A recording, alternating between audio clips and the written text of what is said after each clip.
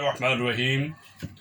অন্তর্বর্তীকালীন সরকারের প্রধান ডক্টর মোহাম্মদ ইউনূস বিদেশি সাংবাদিকদের সাথে সাক্ষাৎকারে বলেছেন, বাংলাদেশের আগামী সংসদ নির্বাচন হবে দৃষ্টান্তকারী নির্বাচন।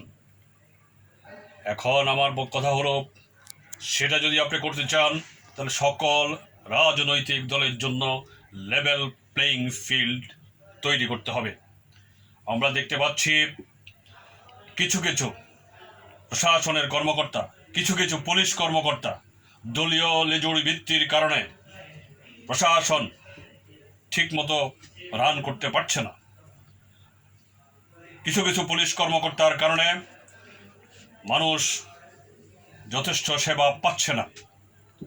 অনেক জায়গায় চর দখলের মতো কিছু কিছু রাজনৈতিক দল কিছু কিছু জায়গায় ইতিমধ্যে দখল করেছে, এবং ভবিষ্যতে যাতে ওইসব জায়গায় অন্য কোনো রাজনৈতিক দল সেখানে তাদের রাজনৈতিক কর্মকাণ্ড চালাতে না পারে, সেরকম একটা পরিবেশ সৃষ্টি করার পায়তারা করছে।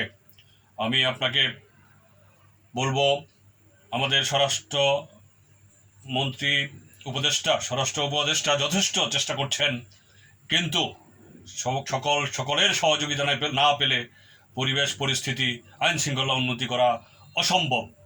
আমি বিনয়ের সাথে বলবো যে, মাননীয় প্রধান উপদেষ্টা, আপনার দেশের আইন শৃঙ্খলা এবং দেশের সার্বিক পরিস্থিতির দিকে আরও কঠোর নজর দিতে হবে।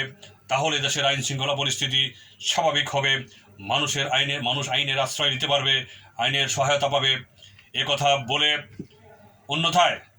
অন্যথায় সাধারণ মানুষের ক্ষোভ দিন দিন বাড়তে থাকবে। সেরকম পরিস্থিতি যাতে না হয়, কথা বলেই আমি আমার বক্তব্য এখানে শেষ করছি। আল্লাহ হাফেজ। বাংলাদেশ জিন্দাবাদ। বাংলাদেশ ডেমোক্রেটিক মুভমেন্ট জিন্দাবাদ।